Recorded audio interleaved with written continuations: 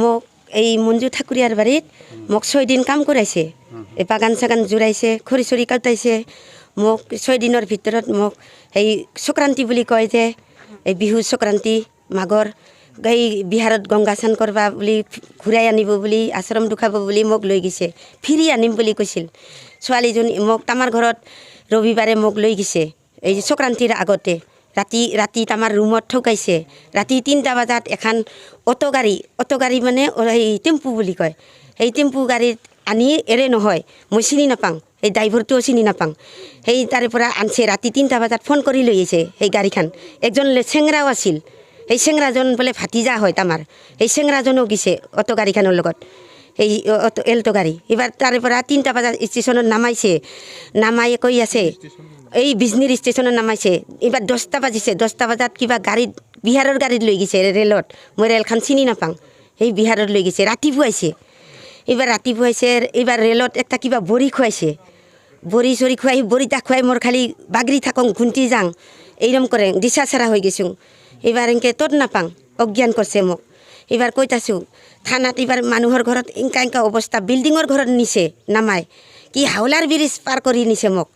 কিবা হাওলাৰ ব্ৰিজ পাৰ কৰাই নিছে ষ্টেচন ব্ৰিজ পাৰ কৰাইছে মই নাজানো ক'ত লৈ গৈছে এইবাৰ বিল্ডিঙৰ ঘৰত নিছে বিল্ডিঙৰ ঘৰত নি এইবাৰ এনেকৈ তাতে কাপোৰ কানি বিল্ডিং আছেই কাপোৰ কানি তাতে থৈছে কয় কি ভণ্টি বাইদেউ অলপ বেৰাবা যাংছ আৰু একখানত বেলেগ কোন ঠাকুৰীয়াৰ বাৰী লৈ গৈছে তাতে থৈ মোক ছোৱালীজনী তাৰে পৰা লৈ গৈছে সন্ধ্যা লাগছে এইবাৰ মোক এখনত তালা মাৰি থৈছে কয় কি তালা মাৰবা লাগে কিয় মই সেনেকৈ সন্দেহ কৰি আছোঁ তালা মাৰবা লাগে কিয় এনেকৈ কয় কি বেলেগ মানুহ তই নলাবি ঘৰৰ পৰা সেনেকৈ কয় মোক ছোৱালীজনী মঞ্জু ঠাকুৰীয়াই লৈ যায় মোক সেই বেলেগত তালা মাৰছে তালা মাৰি কিবা কালা কাপোৰ বাহিৰ কৰতাছে কিবা ডাক্তৰ বাহিৰ কৰতাছে মোক ডাক্তৰ কিবা বেজি কিবা দিব সেনেকৈ ভাবাতে মই কিবা কোনোখানে পালাবাৰ বুদ্ধি নাই এইবাৰ একটা পুখুৰী আছিল সেই পুখুৰীটা পাৰ হৈ এই ষ্টেচনত আহিলোঁ ষ্টেচনত ক'লোঁ মই তিতিয়ে মোক এনে মানুহ খেদি আহিছে ষ্টেচনক লাগি মোৰতো ছোৱালী আগেই নিছে মঞ্জু ঠাকুৰীয়াই ইয়াৰ মোক ধৰি তিতিয়ে কয় কি তই কেনেকৈ যাবি এই ৰাতি আমি গাড়ী চিনি নাপাওঁ এইবাৰ আশ্ৰয় নাই এদিনতো মোক ধৰিছে খেদবাৰ ধৰব এইবাৰ মানুহৰ বাঙালী মানুহে ঘৰ কপালী মানুহৰ ঘৰত মই ষ্টেচনৰ ইফালে মই জমা দিলোঁ মোক গুণ্ডা বুলি চুৰ বুলি মোক মোক আশ্ৰয় নিদে ক'ৰ আছামৰ মানুহ কথা কৈছোঁ মোক বুজি নাপায় কথা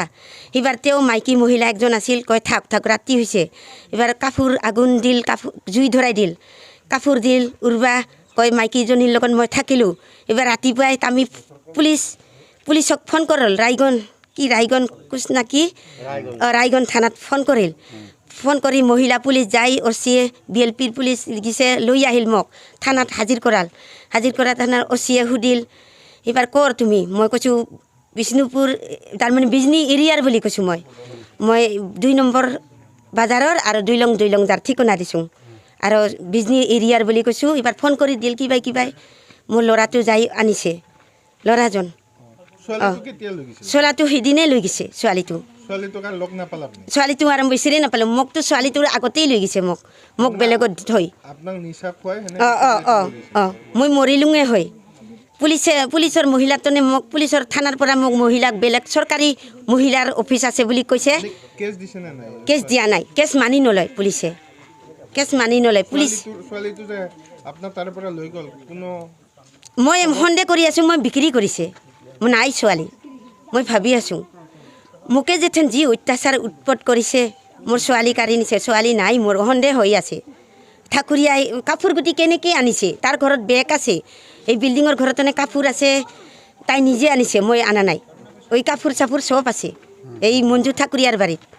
কাপোৰ চব আছে মোৰ স্বামীৰ ডেড বডি আছে আধাৰ কাৰ্ড আছে ৰেচন কাৰ্ড আছে চবেই আছে মই কোন ৰুমত থৈছে মই দুখাই দিব পাৰিম ৰাতি কেইটা বজাত গাড়ী এখন অটো গাড়ী আনছে ফোন কৰি এই অটোখন আমাৰ এৰিয়াৰ নহয় এই ড্ৰাইভাৰটাও নহয় মই চিনি নাপাওঁ এইফালৰ মানুহ মই চিনি পাওঁ অটো গাড়ী ড্ৰাইভাৰ সিফালৰ পৰা গাড়ী আনিছে অটো 3টা বজাত ৰাতি কয় মানুহ দেখিব মানুহ মোক ফুলকুমাৰীত বন্ধ কৰিছে ক'বা তাৰমানে গাঁও যাতে নাজানে কাহো মোক বন্ধ কৰিছে ফুলকুমাৰীত ক'বা আমি যোৱা জানুৱাৰী মাহৰ 13 তাৰিখৰ পৰা এইখন ঘৰ কৃষ্ণ বৰ্মনৰ ঘৰ তলা মাৰা দেখিছোঁ তাৰপিছত আমি 22 জানুৱাৰীত এটা খবৰ আহিল পশ্চিমবংগৰ পৰা বিজনী থানালৈ ফোন আহিল আৰু বিজনী থানাৰ পৰা মোক ফোন কৰে। তাৰপিছত এই সৰস্বতী বৰ্মন কিবা ৰায়গঞ্জ থানাত আবদ্ধ আছিল। পাছত আমি যোগাযোগ কৰি সেই ৰায়গঞ্জ থানাৰ পৰা তেওঁৰ পুত্ৰ আৰু সচেতন নাগৰিকসকলৰ দ্বাৰাই এই সৰস্বতী বৰ্মনক আমি তেখেতৰ পৰা আনিবলৈ সক্ষম হওঁ। কিন্তু এটা কথা, সৰস্বতী বৰ্মনৰ লগত তেওঁৰে 11 বছৰীয়া কণমানি ছোৱালী নাম আছিল কৃষ্ণা বৰ্মন। সেই কৃষ্ণা বৰ্মন আজিলৈকে নিৰুদ্দেশ হৈ আছে। নিৰুদ্দেশ হোৱা কাৰণটো হ'ল আপোনাৰ ফুলকুমাৰী